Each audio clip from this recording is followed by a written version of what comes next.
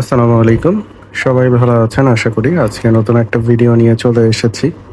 আজকের ভিডিওতে যে বিষয়গুলো থাকবে সেটা হচ্ছে আমার এই যে ছোট্ট অ্যাকোয়ারিয়ামটা আছে, যেটা আমি ন্যাচারালি পালার চেষ্টা করতেছি এবং এখানে কিন্তু কোনো কিছুই দেওয়া নেই। শুধু একটা বালতির ভিতরে পানি দিয়ে আমি কিছু গাছ দিয়ে রেখেছি। তো আজকে যেটা আমরা করব সেটা হচ্ছে পানিটাকে চেঞ্জ করব।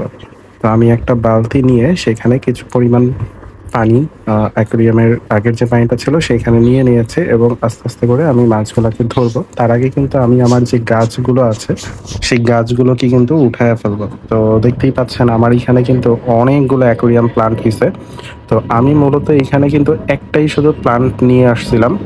যেটা হচ্ছে আ শুধু একটা ব্রাঞ্চ ছিল। সেই একটা ব্রাঞ্চ থেকেই দেখেন আজকে অনেকগুলো কিন্তু শাখা হয়ে গেছে। মানে বলার বাহিরে এত পরিমাণে কিন্তু আমার গাছ হয়েছে।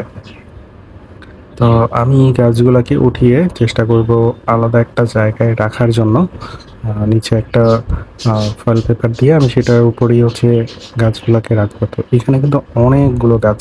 তো আমি এখান থেকে সবগুলো রাখবো না। এগুলাকে ভালোমতো ধুয়েও নিবো এবং এখান থেকে ভালো, ভালো দেখে কিছু ব্রাঞ্চ আমি রাখবো, বাকিগুলো ফেলে দিব। কারণ আমার এখানে কিন্তু অনেকগুলো আ ব্রাঞ্চ কিন্তু অলরেডি তৈরি হয়ে গেছে। তো দেখতেই পাচ্ছেন পানির ভিতরে কিন্তু অনেক ময়লা কিন্তু অলরেডি দেখা যাচ্ছে।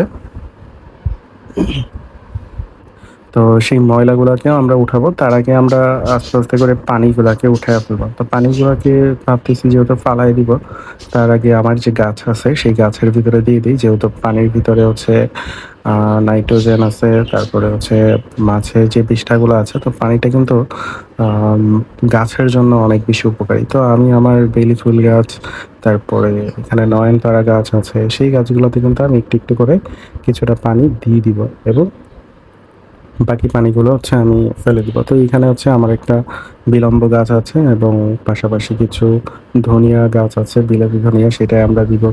এরপরে হচ্ছে আমার এখানে একটা পুঁই শাকের গাছ আছে, যেখানে হচ্ছে আমি একটা আতা ফলের গাছও লাগিয়েছিলাম। তো এরপরে আমি আস্তে, আস্তে আমার যেই মাছগুলো আছে, সেই মাছগুলো কিন্তু উঠাবো। তো এইটা কিন্তু আমার আগের বারের বাচ্চা। তো এখানে কিন্তু অনেকগুলো বাচ্চা কিন্তু আবার আছে। তো যদিও অনেক বাচ্চা ছিল, কিছু বাচ্চা মারা গেছে। এখন কিছু, কিছু বাচ্চা কিন্তু আমার আছে। যদিও আমি অ্যাকোয়ারিয়ামটা তৈরি করেছি অনেকটাই শখের জন্য, যেখানে আ মানে প্রোডিউস এর জন্য না। তো এই হচ্ছে আমার একটা গোরামি মাছ। তো এই গোরামি মাছটা কিন্তু এর আগের বার বাচ্চা দিয়েছিল। কিন্তু আমি বাচ্চাগুলাকে রাখতে পারিনি। সবগুলো বাচ্চাই আস্তে, আস্তে করে মারা গেছে। হয়তো গরমের জন্য বা কোনো একটা বিষয়ে। তো এবার কিন্তু এই গোরামি মাছগুলো কিন্তু আবার লোডেড হয়ে গেছে। হয়তো কিছুদিন পরে এরা বাবার নেস্ট করবে। তো এরপরে আমি পানিটাকে চেঞ্জ করে দিয়ে দেখতেই পাচ্ছেন এখন কিন্তু একদম ঝকঝকা পানি কিন্তু হয়ে গেছে। এরপরে আমি পানির ভিতরে দেওয়ার চেষ্টা করব যেই অ্যাকোয়ারিয়াম ফিল্টারটা আছে, ওই যে নীল কালারের যেই মাছের পানি হয় সেটা, এটা দেওয়ার চেষ্টা করব। তো এটা দিলে কিন্তু অ্যাকোয়ারিয়ামের পানিটা একদম নীল কালারের হয়ে যাবে এবং এর ভিতরে যদি কোনো ফাঙ্গিসাইড থাকে কিংবা কোনো ছোট, ছোট পরজীবী থাকে সেগুলো কিন্তু সব দূর হয়ে যাবে। তো এরপরে হচ্ছে আমি এখানে কিছু ভিটামিন দিয়ে দিব, যেটা মাছের খাবারের জন্য, গ্রোথের জন্য কিন্তু ভালো।